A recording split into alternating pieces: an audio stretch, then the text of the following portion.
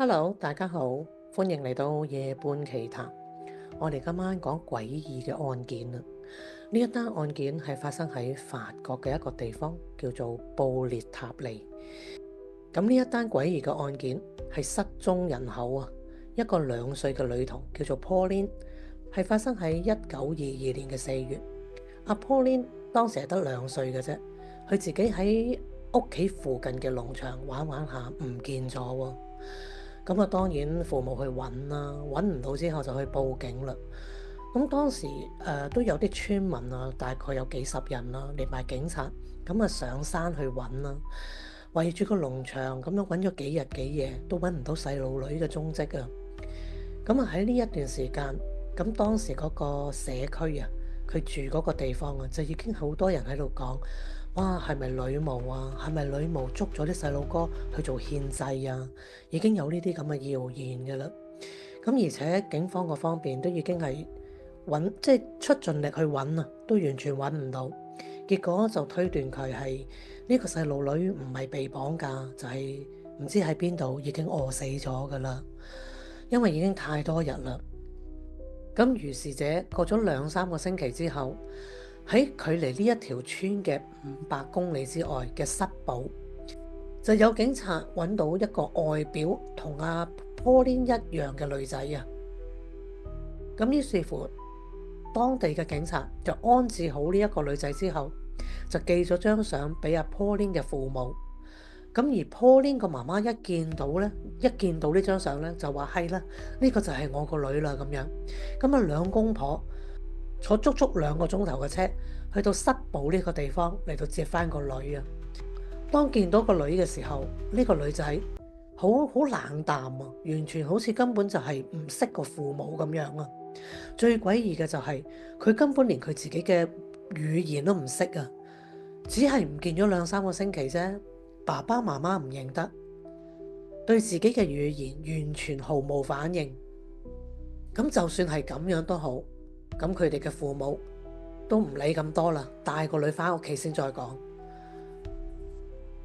咁返到屋企，所有嘅同原本嘅 Pauline 所有嘅嘢都唔同。咁啲人就認為佢啊係受咗一啲創傷，咁啊統稱佢做創傷後遺症。咁啊以前都有㗎，但係以前就唔係叫做創傷後遺症㗎，以前唔知好似叫做學震定係點樣咁上下嘅形容。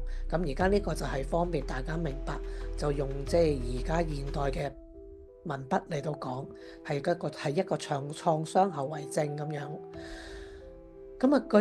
根據法國嘅清晨報報導，喺5月12號，咁阿 Pauline 嘅屋企人啊，其實都已經係好快脆就認得佢啊！呢個就係失蹤咗嗰個 Pauline，連隔離鄰舍都係咁話噶。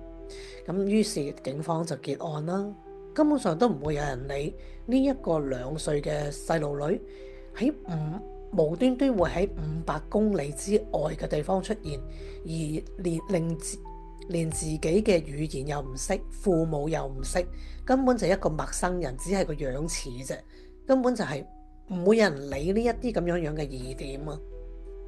咁另外呢一單新聞報導都有講，類似呢一啲咁嘅失蹤案件，唔單止係喺法國有，就算係歐美嘅地方都好多㗎，每一日都有失蹤嘅兒童。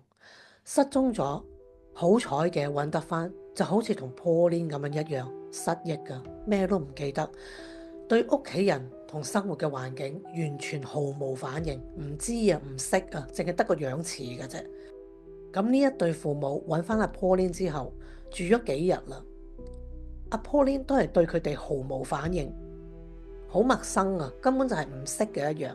咁時間越耐咧，佢哋就越覺得佢唔係 Pauline 啦。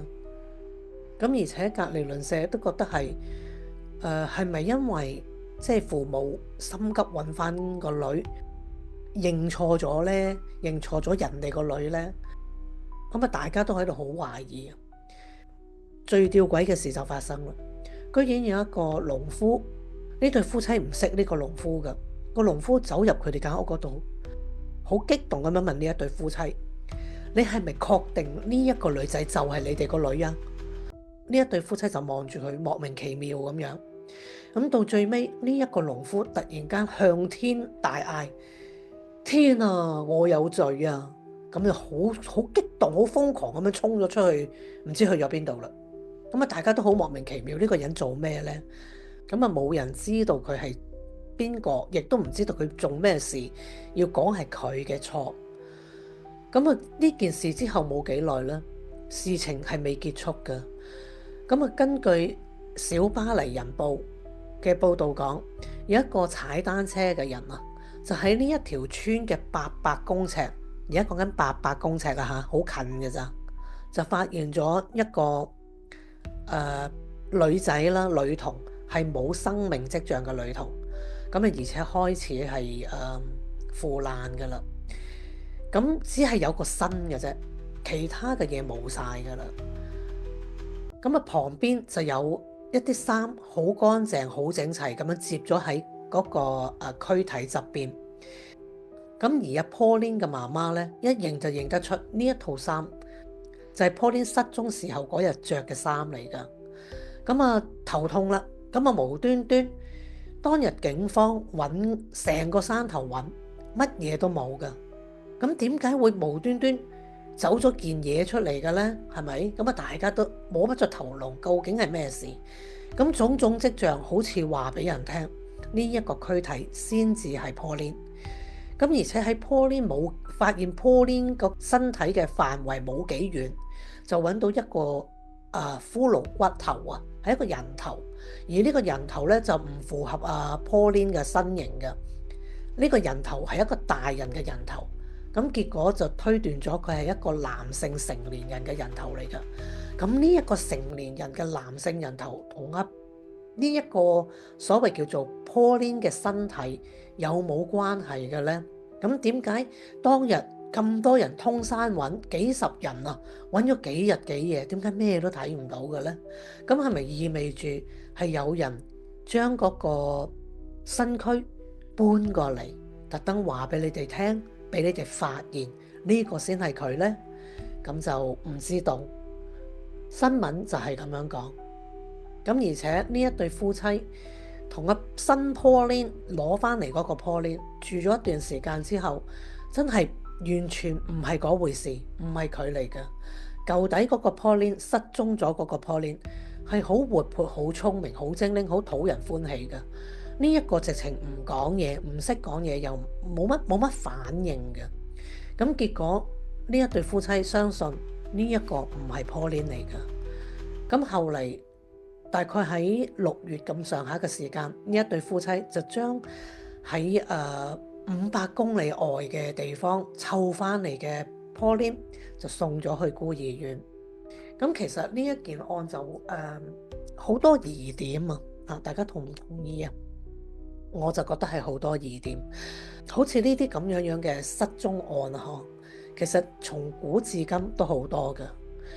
譬如好似喺英國啊，其實英國沿住泰晤士河啊個河邊，每年都有唔少揾翻嘅細佬哥嘅冇生命跡象嘅細佬哥啊，而且有一啲據報道講啊，都係話係做過獻祭，疑似做過獻祭。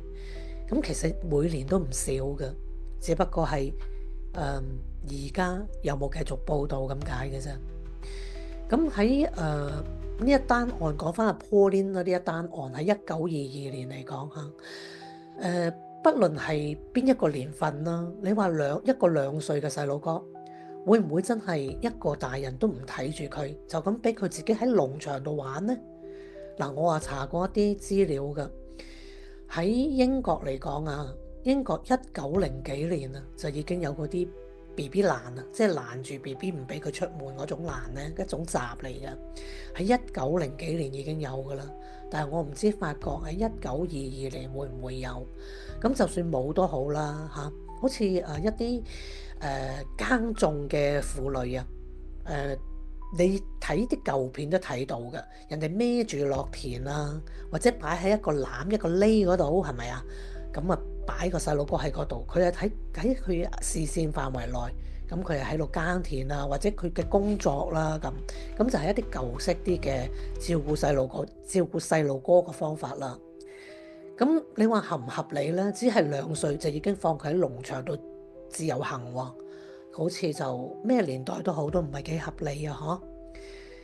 再講啊，喺500公里外，500公里喎，而家講緊唔係500公尺喎，仲要搭火車2個鐘頭。咁有冇諗過呢個細路哥得個2歲人仔，邊有可能去到咁遠啊？將佢所有同以前唔同嘅生活習慣，就講成係一啲創傷後遺啊，佢受過傷害啊，佢唔記得嘢啊，失憶啊咁樣。咁我覺得如果咁樣又好似好不負責任啊！其實而家我就喺網度揾咗2張相，咁大家都喺我個版面度見到嘅。咁你話佢哋似唔似樣呢？我覺得係有幾分似。你話係咪好相似100%呢？我覺得又唔係嘅啊。咁啊見仁見智啦，可能父母揾翻個女心急啊，咁樣都認錯又唔出奇。以當時嚟計，唔單止係法國、歐美嘅地方有呢啲咁嘅失蹤人口，咁啊新聞裏邊有講嘅，就算話僥幸揾翻啊，都好似阿 Pauline 咁樣係失憶嘅。咁呢一啲又會唔會係關嗰啲醫學上面嘅事呢？即係做實驗啊咁樣，有冇咁嘅可能啊？大家你哋覺得？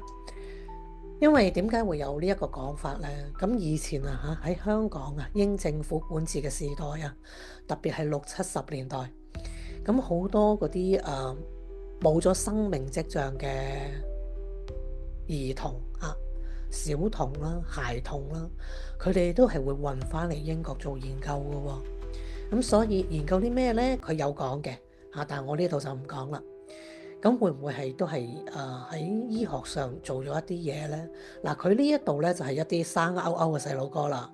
咁而香港殖民地嘅時候，60、70年代呢，就係一啲已經係冇生命跡象嘅，都係運翻過嚟英國做一啲研究咁樣嘅。咁啊關唔關醫學上邊嘅事呢？咁啊呢啲都係可以值得去考究一下咁樣咯。咁啊譬如好似話然之後嗰個農夫出現咗之後，咁喺800公尺嗱，真係近啦，800公尺地方，咁就揾翻一個冇生命跡象嘅軀體，而且係乜都冇晒，淨係得個身幹嘅啫。咁會唔會有意味着呢個農夫啊，佢根本上係知道內情嘅呢？因為佢走去質問佢嘅父母啊嘛，你係咪究竟確實佢係你個女啊咁樣？咁你講得出呢一番説話？咁佢會唔會係知道內情嘅呢？係咪啊？又會唔會係當時咪話揾咗幾日幾夜嘅幾十人喎？而家講緊幾十人喺個農場咁樣去揾咗幾日幾夜，乜都冇見到喎，連嗰個骷髏頭骨都冇見到喎。咁會唔會又譬如好似我哋咁樣講，我哋華人咁講，我哋都話誒係咪俾鬼迷啊？喺山啊嗰啲農場嘅地方偏僻啊，係咪嗰啲山精妖魅令到你睇唔到啊？又或者係咪女巫啊？女巫會唔會係啲女巫施法啊？咁啊好多呢啲咁樣嘅講法，大家又覺得會唔會係呢？又定係呢一個唔知不明來歷嘅農夫知道實情，甚至乎係佢做嘅，佢就將佢呢一個遇咗害嘅 Pauline 搬翻去嗰個地方等你哋發現呢？咁又意味住啲乜嘢呢？關呢一個新 Pauline 有冇聯繫呢？兩件事係咪啊？好多好懸疑嘅嘢喺度啊！而且有報道講下呢一個新嘅 Pauline 喺500公里外接翻嚟嗰個 Pauline 係着得好乾鮮、好企理嘅。唔係一般窮人嘅身份可以着嘅衫褲嚟㗎。咁你淨係呢一點都有一個已經可以有好多想像嘅空間咯。咁到最尾呢一個 Pauline 嘅父母，新 Pauline 嘅父母就將呢一個新 Pauline 送咗去孤兒院，就當解決件事。咁係咪真係解決咗件事呢？因為佢哋當時嘅社區，除咗講話女巫作祟之外啦，女巫捉細佬哥之外咧，都有講話可能Pauline 真係失蹤咗嗰個 Pauline 係俾人哋攞咗去養啊，以為佢係一個孤兒啊，咁喺某一個地方生活得好好咧咁樣，咁啊大家都有呢一個希望啊，咁所以咧，咁據報道講啦，就係話呢一對父母就確認呢個新 Pauline 真係唔係佢哋嘅真係唔係佢哋個女，咁所以就決定送咗去孤兒院。咁啊嚟到呢一度，大家唔知會唔會有啲咩想法呢？咁譬如嚟個大膽假設，咁佢哋喺一啲農場附近嘅村落住，都唔會話太過好環境啊。當時嚟講，咁會唔會Pauline本身就係一對孖胎嚟嘅呢？咁孖胎出世，如對於一啲窮人嚟講，環境唔係咁好嚟講，一次生兩個，養兩個，確實係吃力。你睇下，佢一個佢都湊唔掂，係咪？俾佢走去自由行，終於唔見咗。咁會唔會係孖胎嚟㗎？咁而且另外一個一早已經出世嘅時候賣咗俾人，或者送咗俾人，會唔會有咁嘅事發生呢？咁好啦，咁如果送咗俾人，點解呢個呆呆滯滯嘅，完全毫無反應嘅，同佢講嘢佢都唔知你噏乜嘅，點解又會送翻嚟呢？大家有冇好多想像嘅空間喺度啊？會唔會係俾錢買嘅？就憑新 Pauline 身光頸靚，即係貴養啦，係嘛？如果一個有錢人家要買個細佬哥嚟講，買嘅都買個聰明伶俐啦，係咪？咁呢個根本都呆呆滯滯嘅笨嘅，有錢人都唔會想要佢。咁會唔會係有錢人知道另外嗰個 Pauline 係聰明嘅、醒目嘅，咁有意入嚟調包呢？會唔會係咁呢？咁如果既然入嚟調包，咁點解又唔將佢哋換咗衫，索性就唔使搞咁多嘢啦？係咪啊？將嗰個笨嘅就俾翻嗰個窮夫妻，將個醒嘅就換翻出嚟。咁點解唔索性咁做呢？點解又要兜個圈，又要失蹤喺呢個村莊以外嘅500公里，又要揾翻呢一個 Pauline 咁樣咁懸疑咁轉接呢？係嘛？大家可能聽咗呢單案都好似好多想像嘅空間啊！咁事實究竟係點呢？冇人知，因為係懸案嚟嘅嚇，冇人知道呢個細佬哥究竟係生啊定係已經冇咗，冇人知道。咁大家點樣睇呢？咁呢一單懸案就嚟到呢度啦，多謝大家收聽。